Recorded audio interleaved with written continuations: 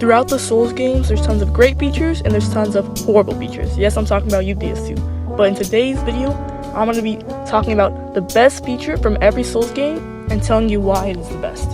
And without further ado, let's start off with Demon Souls. Now for Demon Souls, there's nothing that extraordinary or unique that catches your eye, but there is two things that are pretty good features. The first one is the atmosphere. It feels so great to play it. Everything just fits in so well, and you kind of feel like you're there. Also, every armor set and weapon feels like it has its own personality, and that you're gonna have a different build and a different outcome depending on what weapon or armor set or whatever you use in that game. Now the second part for Demon Souls is kind of the strategy and uniqueness of the bosses, like the Leechmonger or whatever, are fucking dirty Colossus, where you have to burn the flies off, and how there's tons of new different mechanics for each boss fight, and I think that's probably one of the highlights of Demon Souls. Now for Dark Souls Remastered, this was a pretty easy one, and that's the interconnectivity. Now what I mean by that is how everything relates and is connected to each other. I'm not just talking about the areas, I'm talking about the weapons, the lore, the bosses. Every piece of lore connects to each other. All the weapons in the description relate to each other, and the areas are all connected to each other. They feel like they belong, and every single spot is a secret connection to another, which I think Dark Souls Remastered does by far the best. No Souls game has even remotely close to this much interconnectivity. Another thing that I also thought was pretty fun about Dark Souls Remastered was how the areas look, just the overall designs of the areas. They're all so unique. Every area has a great personality, where I feel in some of the games, maybe Dark Souls 3, some levels kind of feel the same, but in Dark Souls Remastered, they're all just their own personality, their own game. Now for Dark Souls 2, you're gonna have to buckle your seatbelts because there's gonna be a lot of yapping and glazing. This game is taken for granted and I will not stand it. So the best thing about DS2 is their experimentations, and experimentation can kind of mean anything, so I'll get into detail with what my favorite parts of them were. By far the best one is bonfire aesthetics. That just makes it a whole another game. You can farm bosses, you can farm items, spells, in a fun way too. So if you mess up an area, you can redo it, which I think, since there's so little risk, it makes it so much funner. Another great thing they added was making New Game Plus so unique. Every other Souls game, New Game Plus enemies just have 1.5 times health, 1.5 times souls, or some shit like that. But this game, there's new enemies, different, they're organized differently, some red phantoms, different items, which in turn will make the game have much more playability and make people want to play it much more. Because who wants to play the same game twice? That's just slightly harder. Now with all that yapping out of the way, there's still 3 more things I'd like to talk about.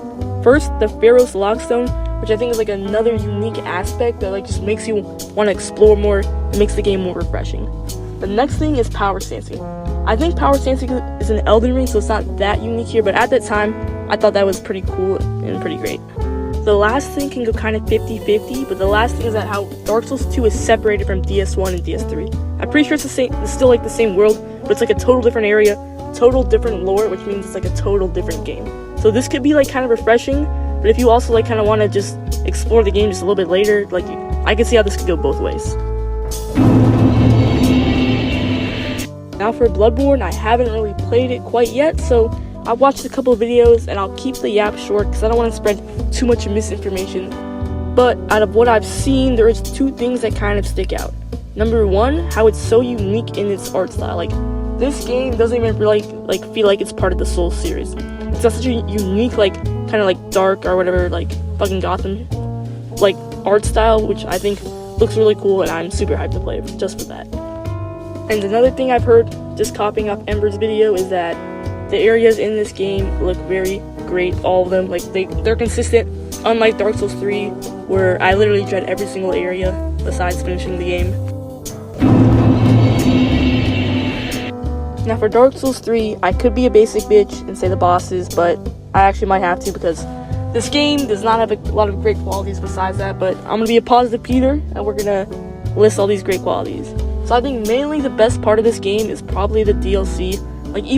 I'll admit, even the areas in DLC are pretty fun to go through, especially the bosses like Gale and the ice boss with that giant monster. Those are such fun boss fights that for me literally reverse the game from sucking. Now another thing I also like about this game is kind of the NPC quest lines. I feel they're a lot more advanced than they were in Dark Souls 1 and 2. And I know this is kind of a wacky compliment, but I had to fish around here. Now, obviously, these NPC questlines are nothing compared to Elden Ring, but I think at that time, there was a lot more in-depth than I thought it would be. Like, the Grey Rat questline, like, that was kind of crazy to me considering, like, all the other questlines in Dark Souls games and how light they usually were.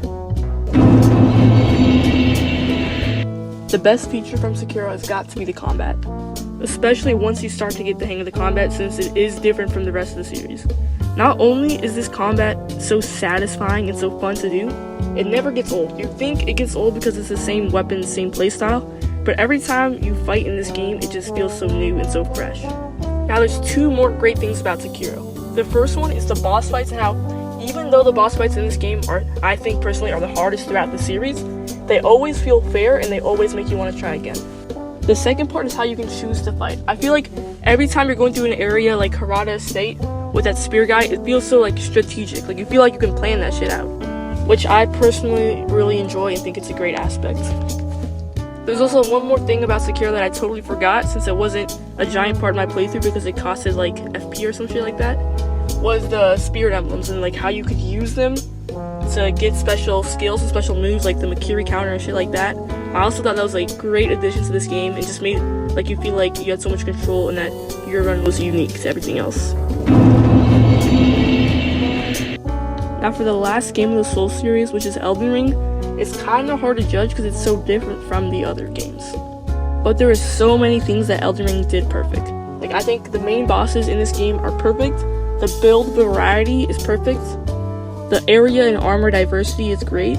Now for Elden Ring, I think without a doubt the best feature of this game is how well they did at making it an open world game. There's enough openness in all the areas and places that you don't feel compacted or crowded, and there's also it's not too big where you feel overwhelmed.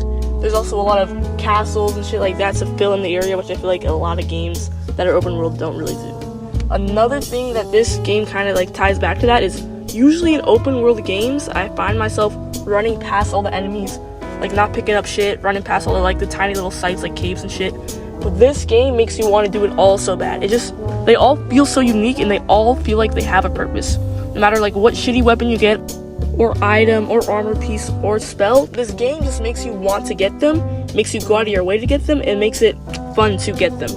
Which makes it seem like it all has a great purpose, which I think this game does flawlessly at. And that's about it. Thank you guys so much for watching this video. I might have had some L takes on this one. If you're new, make sure to like and subscribe. And I love you guys.